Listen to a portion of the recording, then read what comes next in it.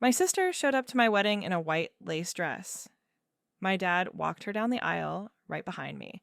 I saw my sister walking down the aisle in a white dress at my wedding, not as a bridesmaid, not as a guest. She was wearing a full white gown, complete with lace and pearls, and my father was walking her down the aisle like she was the bride at my wedding on what was supposed to be my special day. They had no idea what I was about to do. They had no idea that this betrayal was the final straw in a lifetime of being pushed aside, ignored, and treated like I didn't matter. Um, they were about to find out exactly what happens when you push someone too far. My name is Sarah, and this is the story of how my father and sister tried to steal my wedding and how I got the ultimate revenge that left them speechless and exposed in front of everyone they were trying to impress. Growing up in my family was like living in a house where only one child existed, and that child wasn't me. My sister Emma was 3 years younger than me, but from the moment she was born, she became the center of my father's universe. I don't mean the normal kind of attention that babies get. I mean the kind of obsessive favoritism that makes you wonder if you were adopted or if there was something fundamentally wrong with you that made your own parent unable to love you the same way. When I was 8 and Emma was 5, I remember getting straight A's on my report card. I was so proud, running home from school with the paper clutched in my hand, imagining how happy my dad would be. When I showed him, he glanced at it for maybe 2 seconds, said, "Good job," and went back to watching TV. The next week, Emma brought home a drawing she made in kindergarten of a stick figure family. My father acted like she had just painted the Mona Lisa. He framed it. He hung it in his office. He showed it to every single person who came to our house for the next 6 months. That drawing is still hanging in his office to this day.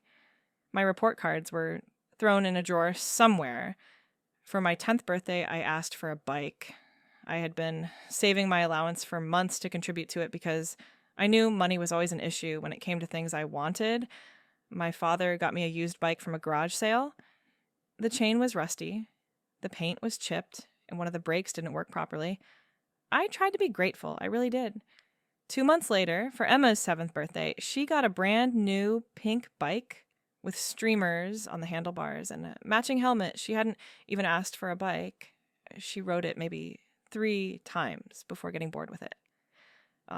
The bike sat in our garage for years, gathering dust, a pink monument to my father's favoritism.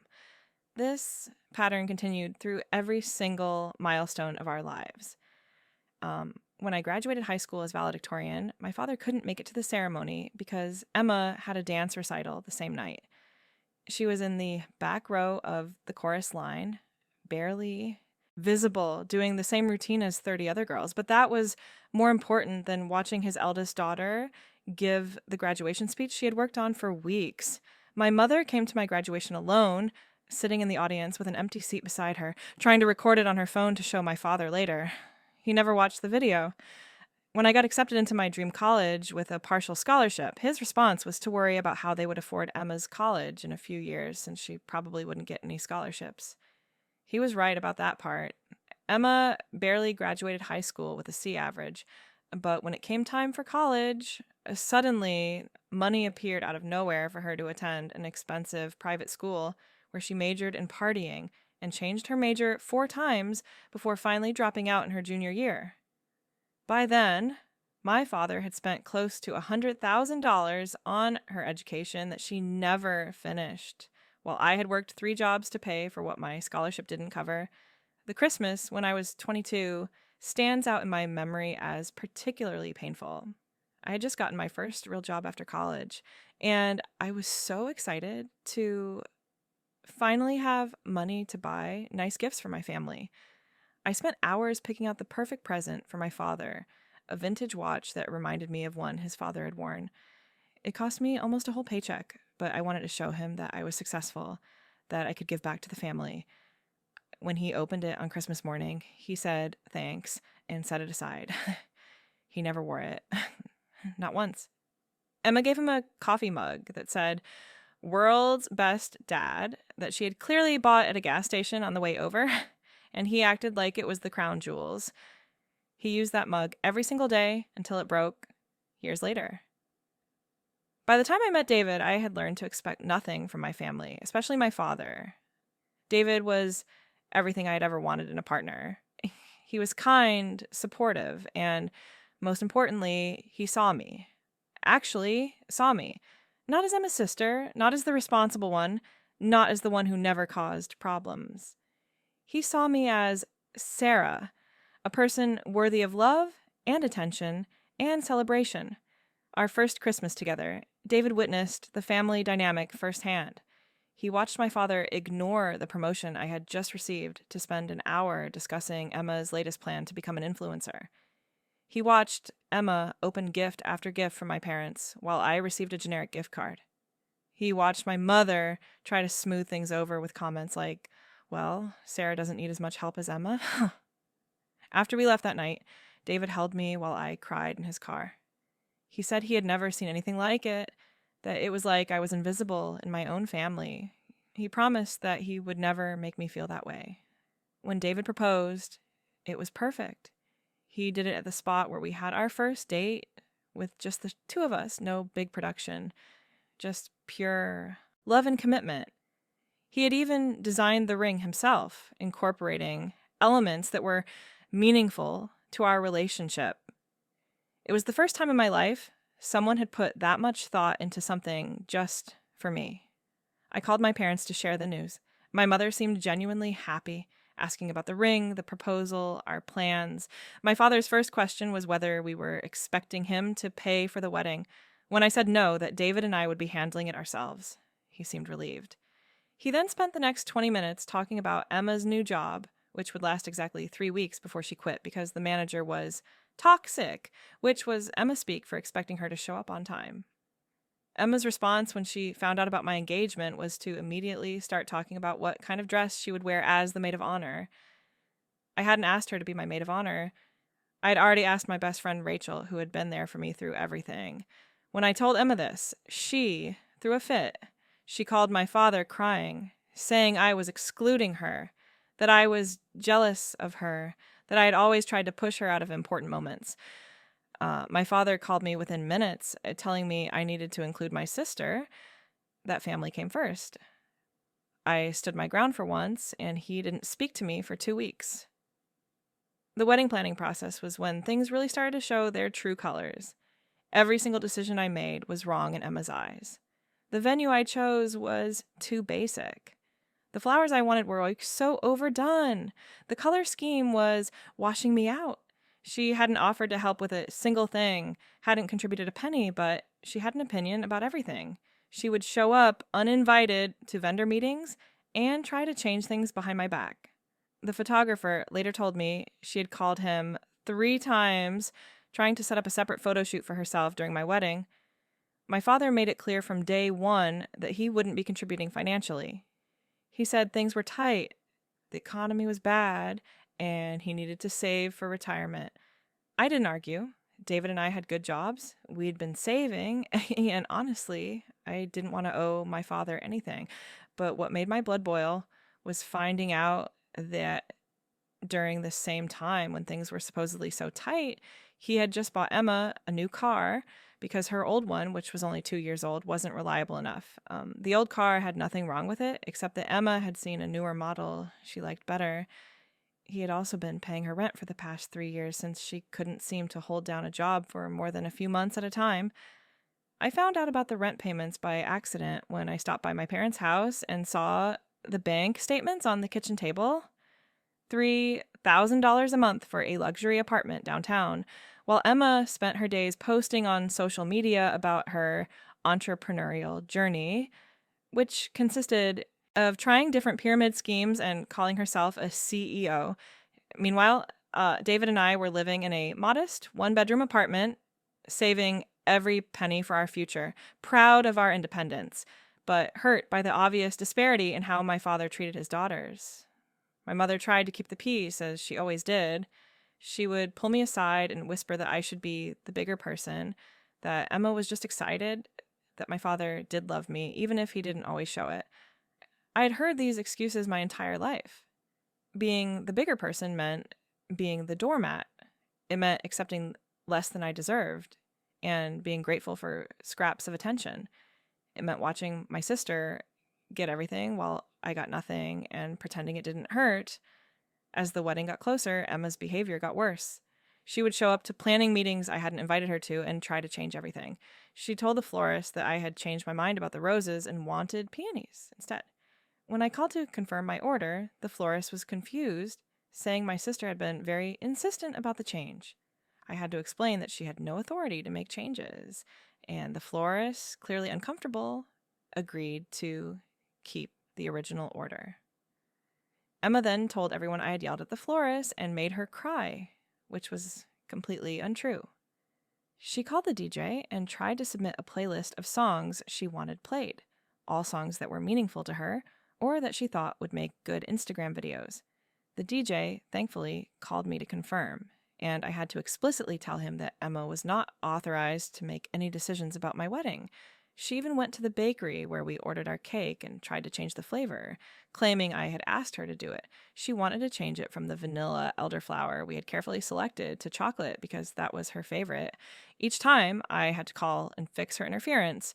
Each time she would act like she was just trying to help, and I was being a bridezilla for not appreciating it. The situation with the wedding dress shopping was particularly hurtful. I had planned a small, intimate day with just my mother, Rachel, and David's sister. When we arrived at the boutique, Emma was already there. She had called my mother and guilt-tripped her into telling her where we were going. She spent the entire appointment trying on dresses herself, asking the consultant if they had anything in white that would be appropriate for the sister of the bride. When I found my dress, the one that made me feel beautiful and special, Emma's first comment was that it made me look heavy. My mother said nothing, just suggested we look at more options. 3 weeks before the wedding, Emma sent me a picture of a dress she had bought to wear. It was white, not off-white, not cream, not ivory. White, with lace. When I told her she couldn't wear white to my wedding, she laughed and said it was actually called winter cream, and a cream, that only an insecure bride would care about something so silly. I told her if she showed up in that dress, she would be asked to leave. She cried to our father, who called me and said I was being ridiculous and causing unnecessary drama. He said family was more important than some stupid tradition and that I needed to stop being so selfish. He actually used the word selfish to describe me not wanting my sister to wear a wedding dress to my wedding. The week before the wedding, I was at my parents' house for what was supposed to be a final family dinner before the big day. My father had barely looked at me all evening, still angry about the dress situation. Emma spent the entire night talking about how when she gets married, she's going to have a much bigger wedding, a more expensive dress, a better venue. She had already planned everything down to the smallest detail, despite not even having a boyfriend. My father hung on every word, already making promises about how he would make sure her wedding was perfect, how he would spare no expense for his baby girl. He actually said in front of me a week before my wedding that he was already saving for Emma's wedding because it was going to be the event of the century. I sat there, eating my mother's pot roast, wondering if anyone would even notice if I left. David squeezed my hand under the table, his touch the only thing keeping me grounded. My mother kept trying to change the subject, but my father and Emma were in their own world, planning this hypothetical wedding that was apparently going to make mine look like a backyard barbecue. When my father said he would walk Emma down the aisle to a specific song they both loved, something inside me cracked. He hadn't even asked what song I wanted for our walk down the aisle. The night before my wedding, I couldn't sleep. It wasn't the normal pre-wedding jitters. It was this sick feeling in my stomach that something was going to go wrong. Emma had been suspiciously quiet for the past few days, which with her was never a good sign. She was like a toddler that way. When she was quiet, she was planning something. I tried to push the feeling aside, focusing on the fact that in less than 24 hours, I would be David's wife. That was what mattered. Not Emma, not my father, not their drama. Just David and me and our future together. The morning of my wedding started beautifully. The weather was perfect, the venue looked stunning, and my hair and makeup team worked their magic. I was in the bridal suite at the venue with Rachel and my other bridesmaids. We were laughing, drinking champagne, and for a moment, I forgot about all the family drama. I was just a bride, about to marry the love of my life, surrounded by people who actually cared about me. Rachel gave a toast that made everyone cry, talking about how she had watched me grow from someone who didn't believe she deserved love to someone who radiated happiness with David. David's sister talked about how grateful she was to be gaining a sister who was kind, thoughtful, and genuine. It was everything I had wanted this morning to be. Then Emma walked in. She was wearing the white dress, the one I had explicitly told her not to wear. But it was worse than the picture she had sent me. She had added accessories, pearl earrings, a pearl necklace, and her hair was styled in an elaborate updo with baby's breath woven through it. She looked like a bride. At my wedding, my sister looked like a bride. She had even done her makeup in a bridal style, with soft romantic colors and false eyelashes. She was carrying a small bouquet of white roses that she had apparently ordered from our florist, telling them it was for the sister of the bride. The room went silent. My bridesmaids stared in shock. Rachel's mouth literally fell open. David's sister looked like she was about to say something, but was too stunned. Even the makeup artist stopped what she was doing and stared. Emma stood there, doing a little spin, asking if everyone liked her outfit. She was smiling, but it wasn't a real smile. It was the smile she always had when she knew she was doing something to hurt me, but wanted to maintain plausible deniability. I found my voice and told her she needed to change immediately. She laughed, that tinkling, fake laugh she did when she was about to play the victim. She said I was being dramatic, that it wasn't white, it was winter cream, and that no one would even notice, since all eyes would be on me anyway. The gaslighting was so blatant that Rachel actually laughed out loud in disbelief.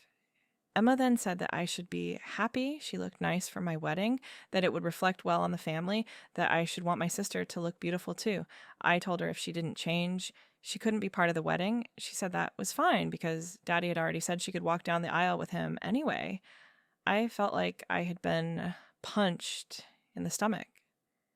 I asked what she meant. She said our father had agreed that after he walked me down the aisle, he would come back and walk her down too, as a symbol of both his daughters being important to him on this special day. She said it was his idea, that he wanted to make sure she didn't feel left out since I hadn't made her a bridesmaid. I immediately found my father, who was adjusting his tie in another room. My mother was with him, and she looked uncomfortable when I walked in, like she knew what was coming. I asked him if what Emma said was true. He didn't even have the decency to look ashamed. He said it was a nice gesture, that it would only take a minute, and that I shouldn't be so selfish on a day that was about family coming together. He said Emma had been feeling excluded from the wedding, and this was a small way to include her. I told him if he did this, if he walked her down the aisle at my wedding while she was wearing a white dress, it would be the last time he ever saw me. He laughed. He actually laughed and said I was being hormonal and would get over it. He said I was being a typical bride, overreacting to everything, making a big deal out of nothing. My mother tried to intervene, suggesting maybe Emma could change her dress at least. But my father cut her off, saying Emma looked beautiful and there was nothing wrong with what she was wearing. I went back to the bridal suite and cried. Not pretty, delicate tears, ugly, sobbing, makeup ruining tears. Rachel held me while I broke down, telling the makeup artist to give us a few minutes. My other bridesmaids rallied around me, offering to physically remove Emma if necessary, offering to talk to my father, offering to do whatever I needed. David's sister said she had some choice words for both Emma and my father and was ready to deliver them. But I knew it wouldn't matter. This was who they were. This was who they had always been. And they were never going to change. Rachel helped me fix my makeup while giving me a pep talk that would have made a football coach proud. She reminded me that I was marrying David, that he was waiting for me at the altar, that he loved me completely and unconditionally. She reminded me that after today, I could choose how much contact I had with my family. She reminded me that I was strong, that I had built a successful life despite their treatment, that I didn't need their approval or their love because I had found real love with David and real friendship with people who valued me. When it was time for the ceremony, I stood with my father at the back of the venue. He acted like nothing had happened, telling me I looked beautiful, that he was proud of me. Empty words from a man who had proven over and over that I meant nothing to him. He even had the audacity to say that he hoped David would take good care of me, as if he had set any kind of example of how I should be treated. The music started, and we began walking. I kept my eyes on David, on his face, on the love I saw there. That was what mattered. That was what was real. The walk down the aisle felt like it lasted forever. I could feel everyone's eyes on me, but I also noticed some confused glances toward the front row where Emma was already seated, clearly dressed as some sort of alternate bride. I heard whispers, saw phones coming out to take pictures, knew that this was already becoming a spectacle, but David's eyes never left mine. He was my anchor, my safe harbor in this storm of family dysfunction. When we reached the altar and my father gave me away, he kissed my cheek and whispered, "Be good," in my ear, like I was a child being dropped off at school. Then he turned and walked back down the aisle. The music kept playing, which confused our guests. They had expected it to stop once I was at the altar. I watched in horror as my father met Emma at the back of the venue and began walking her down the aisle. My sister, in her white dress, holding my father's arm, walking down the aisle at my wedding, like she was also a bride. The guests were beyond confused now. I could hear the whispers getting louder, see the looks of bewilderment. Some people thought maybe she was doing a reading or singing a song. David's grandmother loudly asked what was happening. His uncle started taking pictures, later telling us he wanted to document this insanity because no one would believe it otherwise. But Emma walked all the way to the front, where she sat in the first row, right where the mother of the bride should sit, except my mother was already there, looking mortified. Emma actually waved at some of the guests as she sat down, like she was a celebrity greeting her fans. David squeezed my hand so hard it hurt, but I needed that pain to keep me grounded. He whispered that we could stop, that we could leave right now if I wanted. He said we could go to City Hall on Monday and get married there, just us and Rachel and his sister as witnesses. But I looked at him, at the man who loved me, who saw my worth, even when my own family didn't, and I shook my head. I was going to marry him. I was going to have my wedding, even if my father and sister were trying to make it about them. The ceremony itself was beautiful despite everything. Our officiant, a friend of David's, kept things moving despite the weird energy from Emma's entrance. He had actually asked me before we started if everything was okay, and I told him to just continue as planned. David's vows made me cry. They were personal, specific, full of inside jokes and promises that meant everything to me. He talked about how I taught him what strength looked like, how I had shown him that family was about choice, not blood, how he promised to always see me, value me, and put me first in a way I'd never experienced before. When I said my vows, I looked only at him, blocking out everything else, including my sister, who I could see in my peripheral vision checking her phone. I talked about how he had been the first person to ever make me feel worthy of love, how he had shown me that I didn't have to earn affection by being perfect or convenient or small. I promised to build a life with him based on mutual respect and real love, not manipulation and conditions. I may have put a little too much emphasis on those last parts, but I needed to say them after we were pronounced husband and wife and walked back down the aisle together. Emma actually stood up and clapped like she was at a theater performance. Several guests looked at her instead of us, which was exactly what she wanted. As we walked past her, she said loudly enough for people to hear that we made such a beautiful couple and that love was so magical. It took everything in me not to respond. The cocktail hour was when I started to notice what was really happening. Emma was working the room like it was her event.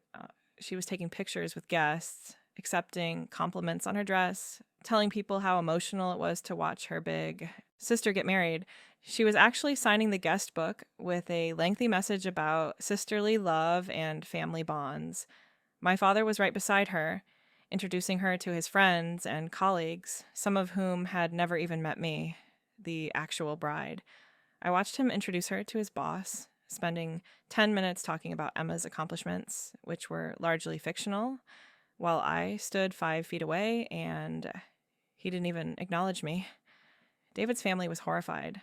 His mother pulled me aside and asked if this was normal, if this was how my family always acted. When I said yes, she hugged me and said she was so sorry, that no one deserved to be treated this way, especially not on their wedding day. His father, a usually quiet man, said he had half a mind to throw both Emma and my father out of the reception. David's best man offered to accidentally spill red wine on Emma's dress. The solidarity was touching, but I knew it would only make things worse. When we entered the reception for our grand entrance as husband and wife, Emma had positioned herself at a table right by the door so that people would see her first. She stood and applauded, making sure everyone could see her dress, her hair, her entire bridal-looking outfit. The DJ had to actually ask her to sit down so he could continue with the introductions. Several guests looked confused, and I heard one of David's aunts ask if there were 2 brides. Another guest asked if we were having a double wedding. The dinner was torture. Every time David and I tried to make our rounds to greet guests, we would find Emma had already been there, holding court, telling stories about our childhood that always featured her as the star and me as a supporting character at best. She told one table about how she had always known I would marry David because I had been so desperate for someone to love me. She told another about how she had helped plan the entire wedding, which was a complete lie. She hadn't helped with a single thing except trying to sabotage it. She told David's elderly relatives that she was hoping to catch the bouquet because she was ready for her own wedding, even though she was single. My father's behavior was just as bad. He walked around like he was the host of the party, like he had paid for everything, like this was his event. He kept telling people how proud he was of both his girls, how beautiful they both looked today, how special it was to walk them both down the aisle. He was taking credit for a wedding he hadn't contributed a penny to, acting like Father of the Year when he had been nothing but an obstacle and source of pain throughout the entire process. During dinner, I watched him at his table, holding court with his siblings, telling them about Emma's latest business venture, which was apparently going to make her a millionaire. The business venture was selling essential oils on Facebook. He had invested $10,000 in it the month before, money he supposedly didn't have for my wedding. Meanwhile, he hadn't once mentioned that I had just been promoted to senior manager at my company, the youngest person to ever hold that position. He didn't mention that David had just finished his PhD while working full-time. We didn't exist except as props in the Emma show. When it came time for the speeches, I knew something bad was coming. I could feel it in my bones. The best man went first, and his speech was funny and touching. He talked about how David had changed when he met me, how he had never seen his friend so happy, so certain about anything. He welcomed me to their friend group and said he was proud to now call me his sister. Rachel's maid of honor speech made everyone cry in the best way. She talked about our friendship, about watching me bloom with David, about how I deserved every happiness, and she was so glad I had found it. Then my father stood up and asked for the microphone. He started by saying a few generic things about marriage and love. He mentioned being proud to see his daughter get married. He told David to take care of me. It was short, maybe 2 minutes total, and felt like something he had Googled 5 minutes before. There was no emotion, no personal touches, no mention of any specific memories or hopes for our future. He could have been reading a grocery list for all the feeling he put into it. Then he said he wanted to say something about his other daughter, Emma. What followed was the most humiliating 10 minutes of my life. My father gave a second speech, this one about Emma. He talked about what a special person she was, how talented, how beautiful, how she lit up every room she walked into. He told stories about her childhood, her achievements. her potential. He actually used the phrase, my greatest accomplishment, to describe her. He talked about how proud he was to walk her down the aisle today, too. How special it was to share this moment with both his girls. But especially with Emma, who had always been the apple of his eye. He talked about how Emma had overcome so much, though he didn't specify what exactly she had overcome, except maybe the burden of being beautiful and beloved. He talked about her creative spirit, her entrepreneurial drive, her kind heart. He told a story about when she was 5 and had shared her candy with him, and how that moment had shown him what pure love looked like. He didn't mention any stories about me. Not one. It was like I didn't exist except as an excuse for him to talk about Emma. The room was silent when he finished. Not the good kind of silent, like when people are moved by emotion, the awkward, uncomfortable silent where no one knows what to say or where to look. David's hand was on my knee under the table, squeezing so hard it almost hurt. I could feel rage radiating off him in waves. Rachel looked like she was ready to flip the table. Even my mother had her head in her hands. David's parents looked stunned. His sister was recording everything on her phone, later telling me she wanted evidence because no one would believe this actually happened. Emma stood up and hugged our father, making sure everyone could see her dabbing at her eyes like she was so moved by his words. They stood there together like this was their moment, their day, their celebration. And that's when something in me snapped. Not broke, snapped, like a rubber band that had been stretched too far for too long and finally reached its limit.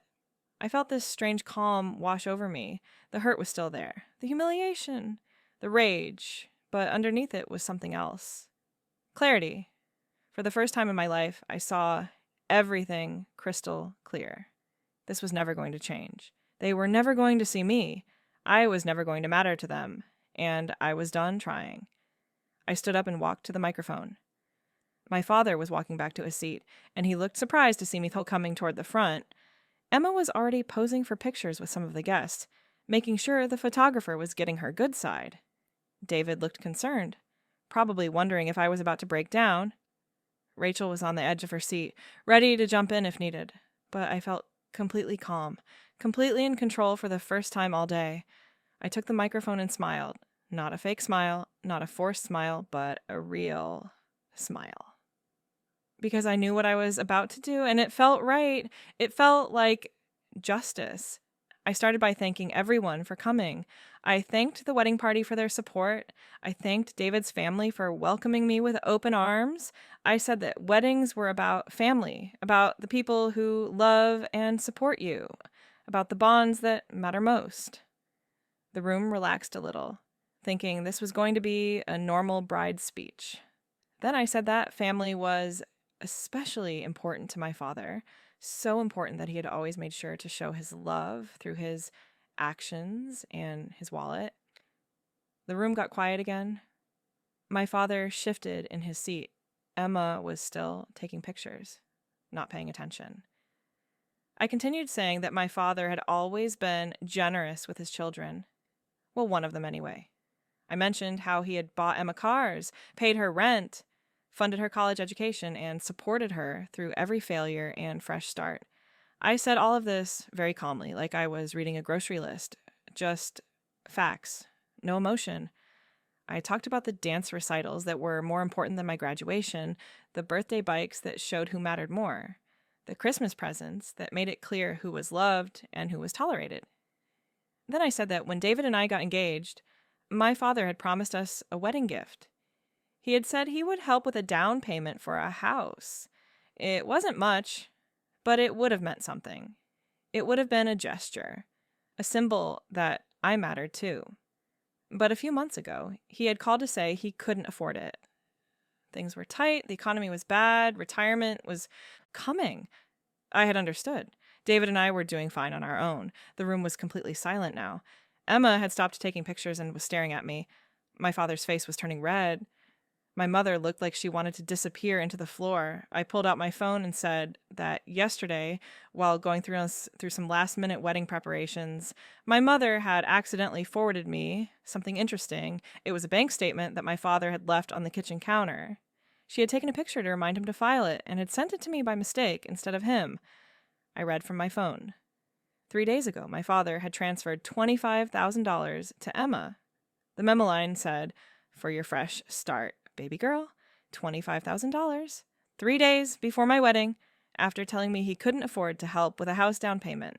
After claiming money was too tight to contribute anything to my wedding, I looked up from my phone and directly at my father and Emma. They were both standing now, Emma's face white despite her spray tan. My father's face purple with rage or embarrassment, or both. I said that clearly. This day was always meant to celebrate both of them.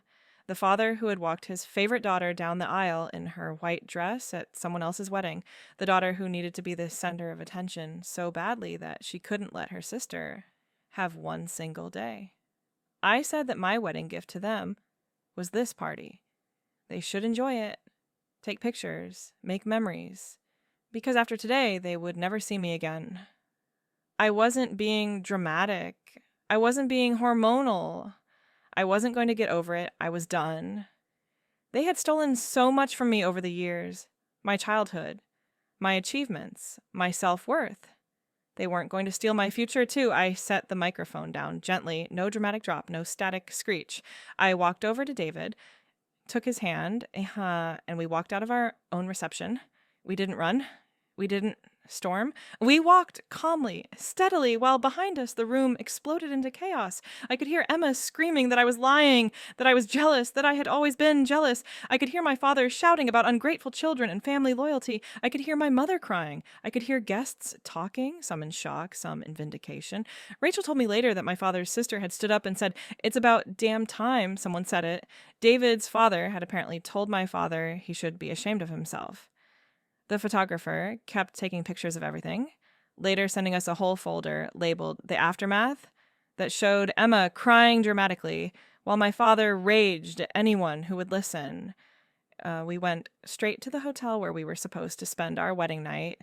David held me while I cried, not from sadness, but from relief.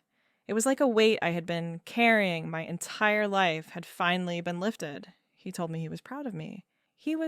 That what I did took courage, that I was the strongest person he knew. He also said it was the most badass thing he had ever seen, which made me laugh through my tears. We ordered room service, ate wedding cake in our formal clothes, and talked about our future, our real future, without the shadow of my toxic family hanging over it. We turned off our phones and didn't turn them back on for 3 days. When we finally did, I had hundreds of messages. Some were from family members, calling me cruel, selfish, vindictive. Others were from family members saying they were proud of me, that someone had finally stood up to my father and Emma, that they had been watching this dynamic for years and were disgusted by it. My mother left dozens of voicemails, alternating between begging me to forgive them and telling me I had ruined everything. She said the family was in chaos, that people were taking sides, that I had destroyed my father's reputation. She cried about how Emma was devastated, how she hadn't stopped crying since the wedding, how she felt humiliated and attacked. In one message, my mother actually said I should apologize to Emma for embarrassing her at my own wedding. My father sent one text that said I was no longer his daughter. That was it. No explanation, no emotion, just disownment via text message. It should have hurt, but it didn't. You can't lose something you never really had. Emma sent a novel-length message about how I had humiliated her, ruined her reputation, and turned everyone against her. She said I was jealous of her beauty, her charm, her relationship with our father. She said I had planned this whole thing to hurt her because I couldn't stand that she had worn white to my wedding. She claimed that I had always been the favored child, that our parents had given me everything, that she had been the one who struggled for attention. The delusion was almost impressive. She rewrote our entire childhood in her message, creating a fantasy where she was the victim and I was the golden child who had everything. But the most interesting messages were from the guests. David's family was completely supportive. His mother sent a message saying she had never been prouder to have me as a daughter-in-law. She said what I did took incredible courage and that she was sorry I had been subjected to such treatment for so long. His sister said what I did was iconic and that Emma and my father got exactly what they deserved.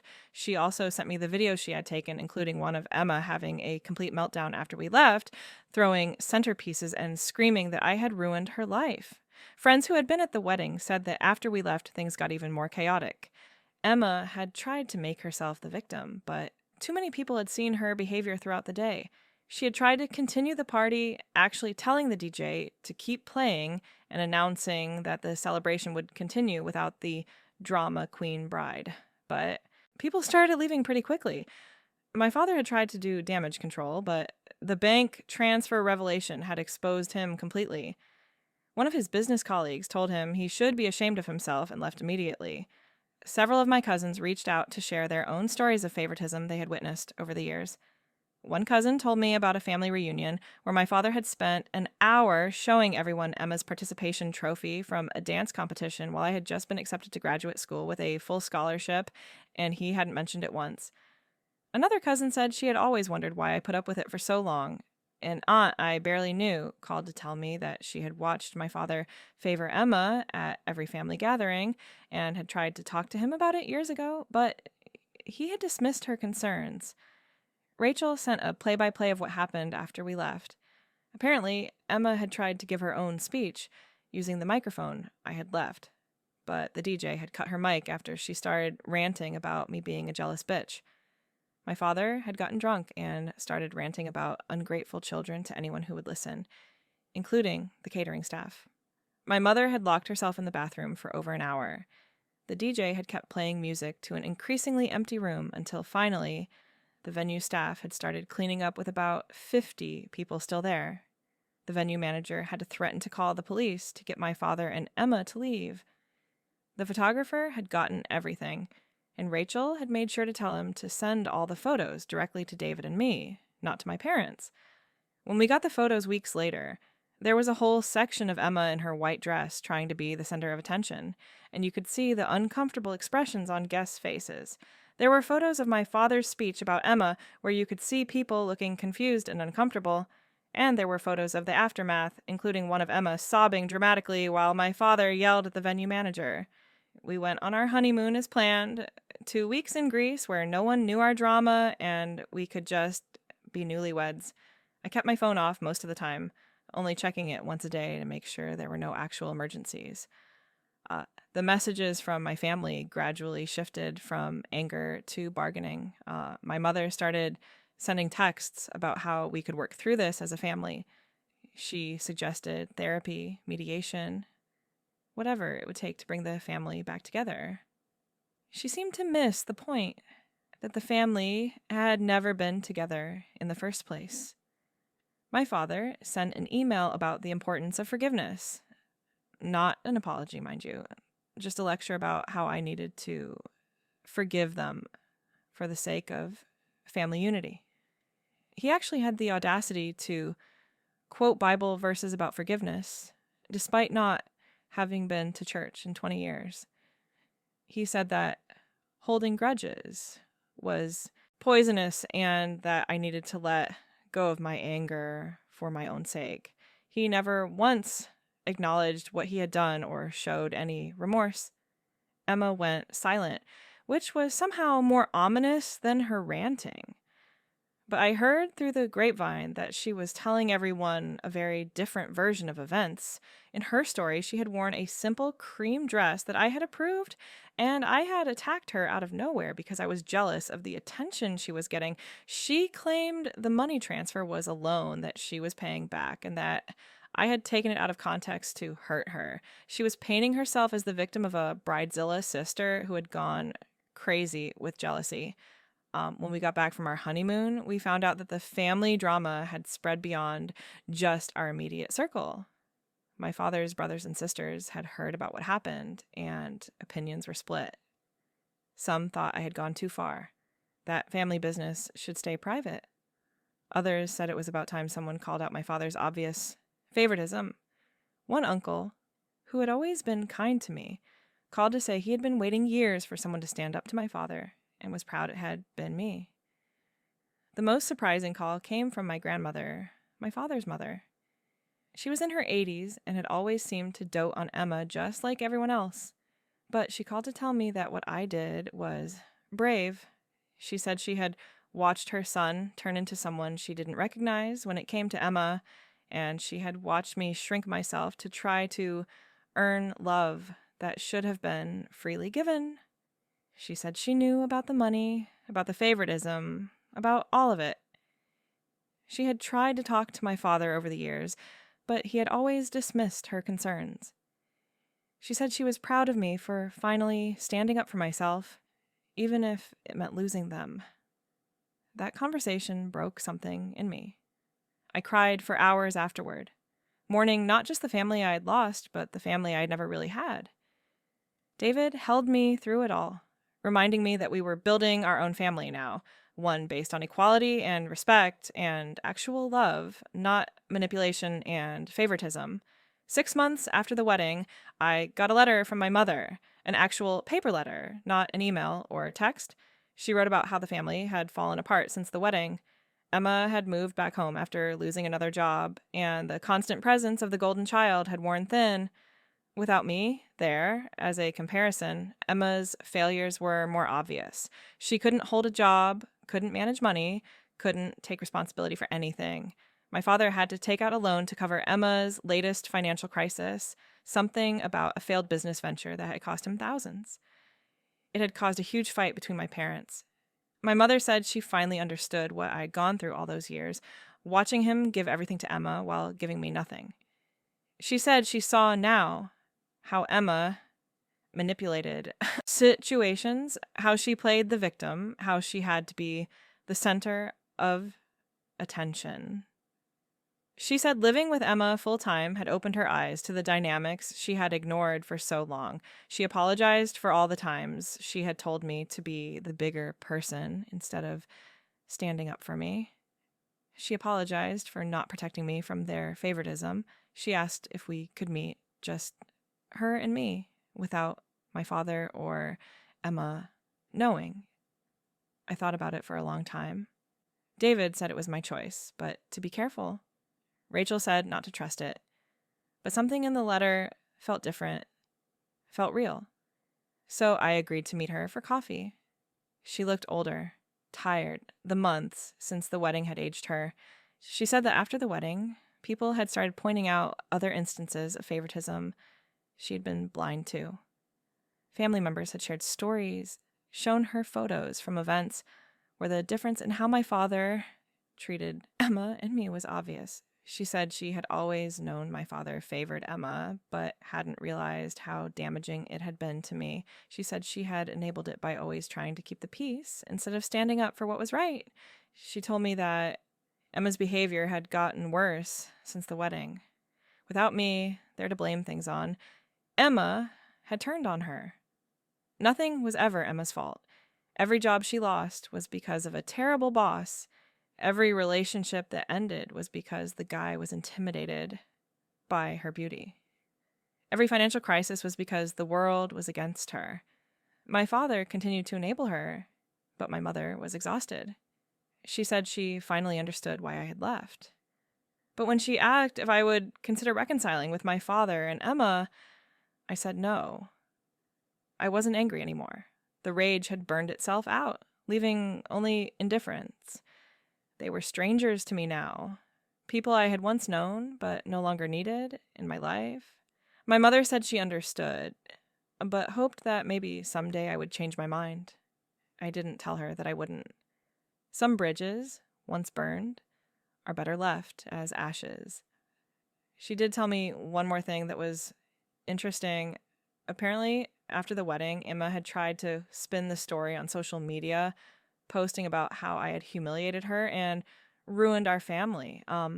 But people who'd been at the wedding started commenting with what really happened. Someone posted photos of Emma in her white dress. Someone else posted a video of my father's speech about Emma being his greatest accomplishment. The truth was out there, and no amount of spin could change it. It's been 2 years now since the wedding. David and I bought a house with our own money, no help from anyone. We're thinking about starting a family soon. My life is peaceful in a way it never was before. I don't wake up wondering what crisis Emma has created that will somehow become my problem.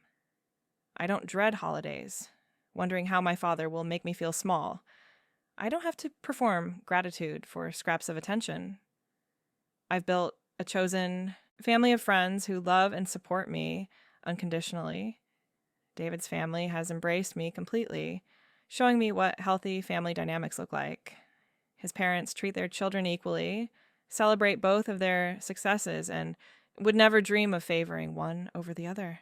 Watching them makes me sad for what I never had, but grateful for what I've gained. I heard through the grapevine that Emma got engaged recently. Apparently, she met someone online who doesn't know about the wedding incident. She's planning a massive wedding that my father is paying for, despite still being in debt from her other financial disasters. I heard she's already gone through 3 wedding planners and that my father had to take out a second mortgage to afford what she wants. She's demanding a destination wedding, a designer dress, and a reception for 300 people. My father is apparently working 2 jobs to pay for it all. I heard my mother is miserable, but won't leave. She's trapped in a hell of her own making, watching my father destroy their financial future for Emma's whims. Emma still lives at home, still can't keep a job, still blames everyone else for her problems.